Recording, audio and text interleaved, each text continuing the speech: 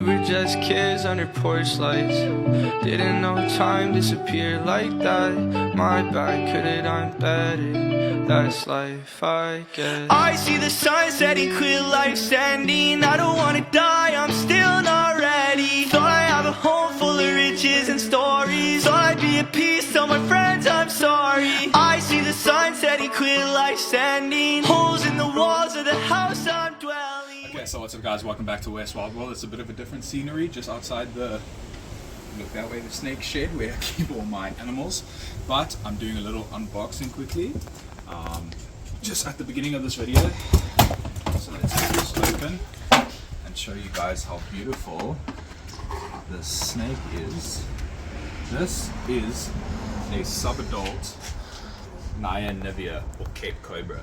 Check out how gorgeous this guy is. He's a very flighty guy, obviously because he is very small. Kept him in quarantine for a little bit, and now I was finally introduced him to Old Harford.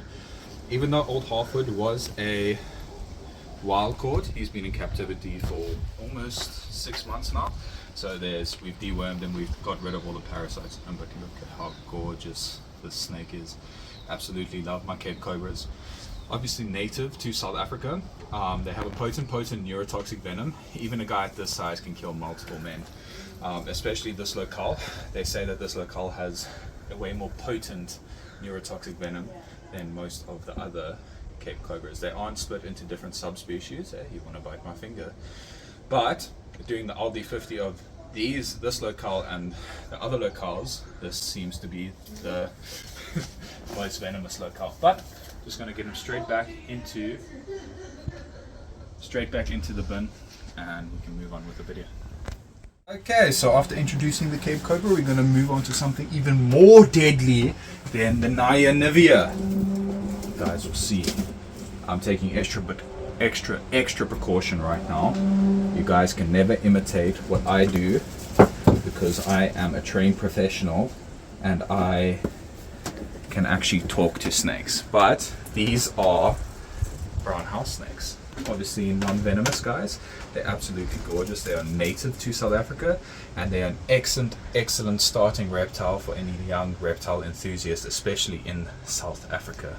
This girl is about as big as they get. She's about 1 meter long, and this male over here is albino. Obviously by the name brown house snake, you would expect it to look more like this, but he is a morph. I don't really agree with morph breeding, but they came as a pair, so that's why I got them like this. But yeah, this is more of the size that you can expect, this male over here. But obviously she's an old girl and she's grown a lot. But yeah, I need to clean up the enclosure. She might also be gravid. You can see her scales spread apart there. So we might have some babies in the near future, which I don't actually want, but you take what you can get. But check how gorgeous she is. They're extremely docile animals. And even if they do want to bite you, it's not going to be that sort. Maybe a few little pinpricks. But yeah, it's excellent for young reptile enthusiasts. But you must take into consideration that these guys can live up to 25 years in captivity. So it's no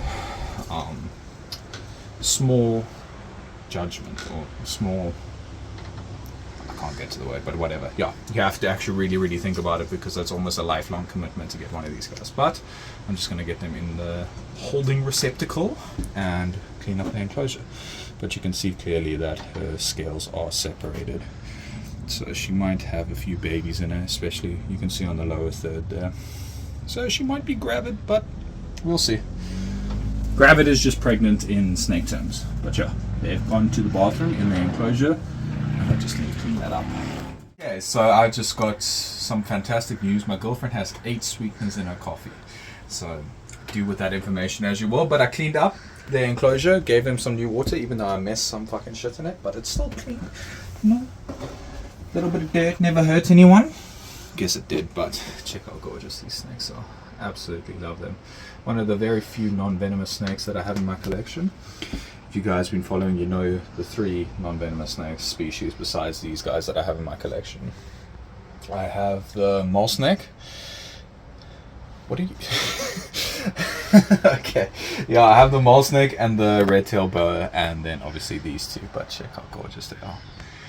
Again, I got these 2 for when I eventually get a snake park, so kids and stuff can hold these guys, because obviously with small kids you want to teach them to respect and love these animals and not fear them, because no one is born with a hatred or fear in them. It is made, well, not made, it is sort of taught into them. And yeah, if they have good experiences with these guys, then hopefully we can stop the unnecessary killing of them, which would be absolutely awesome, which is my main goal with this, as well as conservation of some rare species. But where I live, it's very difficult to get said rare species, so I can't really do that. But I'm just going to get them back into their new hide enclosure. Hello, you don't want to go into a new enclosure. And again, why I keep these ones specifically in a box like this is because I think I always have to repeat it every single time because people get upset with me.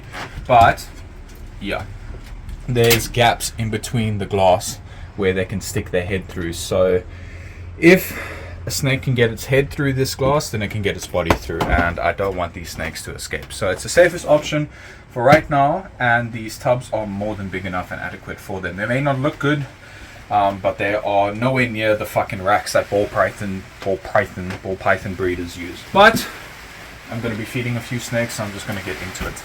Okay, so I was going to feed the green mamba that's on the floor over there, but before I do that, I'm just going to take out one of my female puppies because she's a fat girl and she doesn't need food at the moment, and I don't want these guys fighting over food.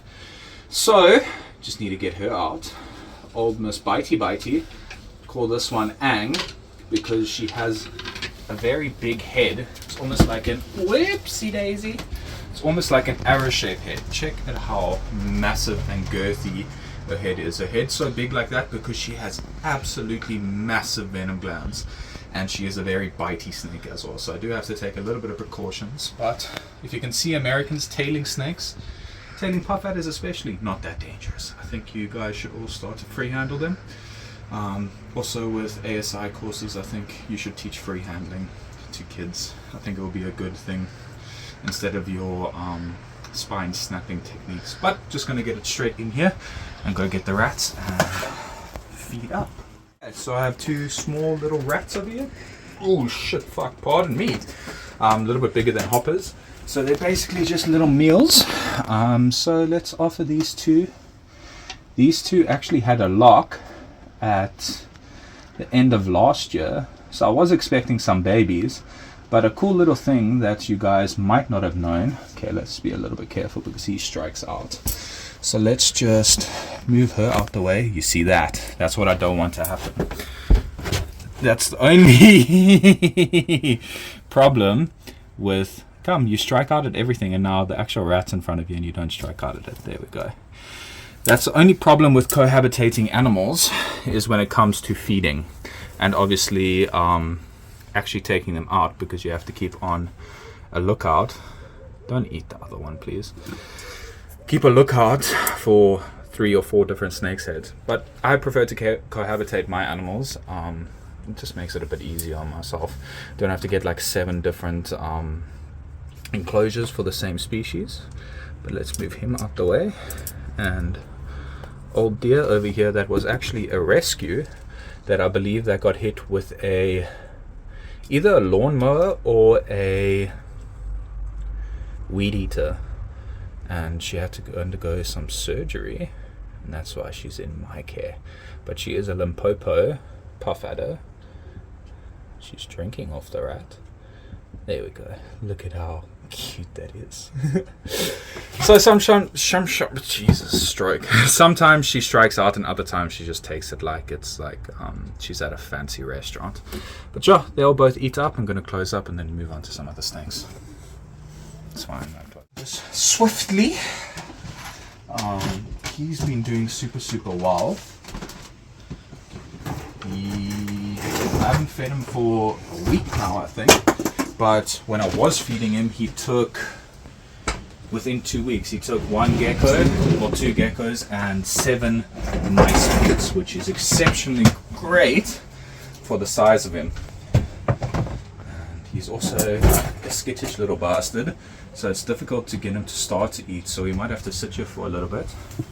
You can see, as soon as I touch him, he zooms out of the way. Whoop, drop the gecko. coming up to the camera woman, maybe we'll get quite a decent shot. I also need to change his water, but I try and keep my handling of him to a minimal, to when I absolutely 100% need to take him out, because I don't want to stress him out. These guys are very prone to dying of stress in captivity, especially this locale. There's some locales that are further north in Africa that are a lot more hardy and it's a lot easier to get them onto rats. But with this locale it is exceptionally difficult. But there we go. Well, he instantly goes for these geckos. He absolutely loves them. But as I've said before, if you guys have watched my feeding videos, I train feed him. So what I am going to do until he can actually take chicks is train feed him mice pinks after a gecko, because he absolutely loves his geckos. You just saw there how we went from flighty to instantly taking it. But these guys are actually colubrids in the same family as rat snakes. They are rear-fanged venomous, but that's not to take their venom for granted, because they are the most venomous snake drop for drop on the African planet. Well, planet, on the African continent. Maybe I need my girlfriend's 8 sweetener coffee to wake up a little bit. But yeah, so to kill a fully grown man with their venom, they literally need less than a drop. So you wouldn't even see the venom on the tip of a needle head, and that's how much little venom that can actually be lethal to a man. So yeah, it's nothing to play around with.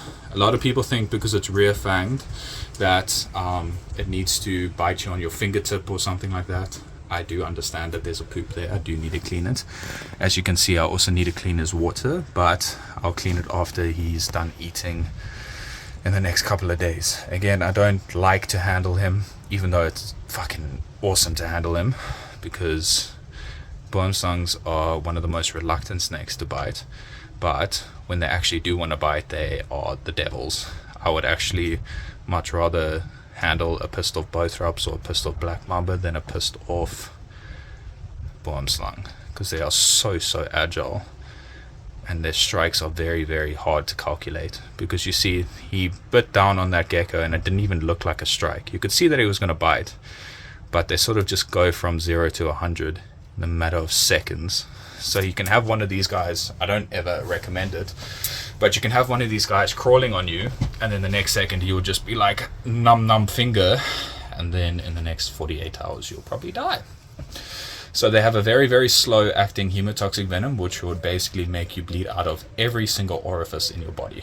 Orifice is whole, so you will start bleeding out your eyes, ears, nose, bum hole, everywhere, even your penis tips. So not a fun snake to get bit by. But yeah, I'm going to train feed him the last rat, and then we'll move on to some, well, mouse, and then move on to some other snakes. But look at how beautiful he is there. He's in his, no, load shedding just hit, but the torch is on, so it didn't affect the video. But you can see how beautiful he is.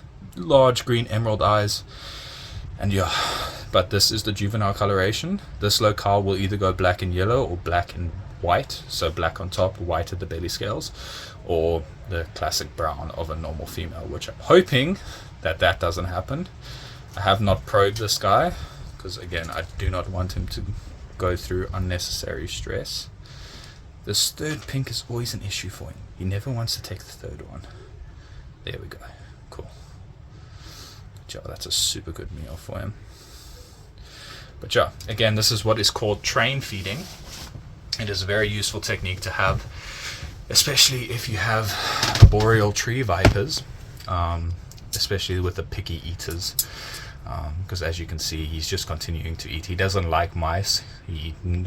I actually got him to a stage where he went after mice pinks, but our winter fucked it up, and now he only wants geckos. So yeah, but that's a huge meal for him. And yeah, just gonna let him finish up and move on to some other snakes. Okay, so as you can see, my country sucks fucking penises. Everything's off, load shedding for 2 hours. And yeah, fuck, I absolutely hate my fucking country. Dealing with snakes in the dark Always fun. Let's open it with my hand. I thought I fucking broke it. But let's put this puff at her back. This female. Can you come shine the light here so I don't get bit? But she looks like she either needs to take a fat shit or she is gravid. I also saw a visual lock with her as well. So it was, well, 2 visual locks. My girlfriend saw the other one, I only saw one. So yeah, was expecting babies, but again, snakes can retain the semen for 7 years. So in the next 7 years, I could theoretically get some babies. I think they might have either reabsorbed, because snakes can reabsorb their babies, or they are just holding on to it when there is better conditions. Just put her back because she's a fatty and she doesn't need any food. And then I'm going to move on to some other snakes. Okay, so next up I'm going to be trying to feed these Chinese sharp-nosed vipers again. Hopefully they will take. Probably not, but let's see. Okay. They like went after food the last time and now they like shy of food again. It's very, very odd. Do you want it? No? Don't want it? The tongue's flicking, you should want it. Come. But these guys are called sharp-nosed vipers, obviously because of that big upturned rostral scale on their nose. She is actually in shed, that's probably why. You guys can see that blue belly on her. That's probably why she doesn't want to eat. So I'll try and offer to the male quickly. That's on the other side of this enclosure. Because I do have a pair, but he's in a weird position.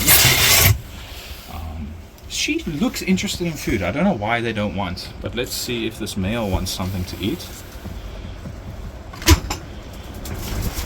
Sorry about that. We are having a little bit of a storm here at the moment. Do you want it? Do you not want it? There we go. Look at that strike. Okay, so with that might have been a defensive bite, but I'll leave it in there. With the Chinese sharp-nosed vipers, they're similar to the crotalus, the rattlesnakes. They bite and then release, and then they follow the scent trail after the snake dies. The prey item dies, but let's close up and move on to some other species in the dark. Okay, so we had a bit of a malfunction there. My battery is too low to produce a torch, so we made a plan. But let's see if he wants something to eat. He hasn't wanted something to eat the past few times, which is very odd for him because he was quite a good eater. But let's see if he wants something now. Trying to hide his head away, but let's just see. Might just have to leave it in here again. Oh, let's touch your head. Please don't bite my hand. There, he looks interested.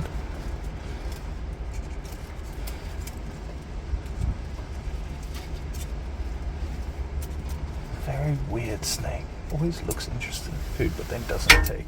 But I'll leave it in there and see if he eats. And then, yeah, because my battery's so low, I do have a few other things to feed, but yeah, can't film it. But thank you guys so much for watching today's episode. If you guys did enjoy, please don't forget to hit that like and subscribe button. And as always, I'll see you all in the next one. Peace. Goddamn, this grown man screaming like a toddler. Ain't no surprise why your wife doesn't want you. Walking through the hall, bruh, spirits too terrified to haunt us.